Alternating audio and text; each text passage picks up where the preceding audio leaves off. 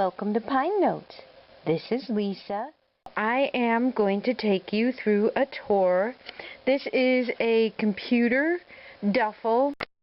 So we open up my bag and the first thing you'll see is a case, and this is from HSN.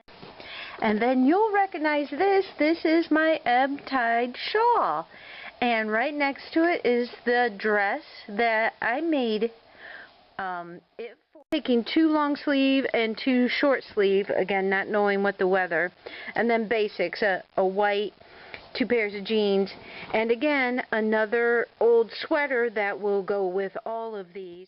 We had anywhere from 88 to 70 degrees. There was a brief thunderstorm that brought relief in the form of cool breezes. DEET-free category, and this works. I was in Mosquito Central hiking. It's the worst mosquitoes I've ever seen. That's why I had to wear long sleeves into the woods, even though it was an 80-degree day. However, I got this at drugstore.com. It's reasonably priced, and yes, it does work.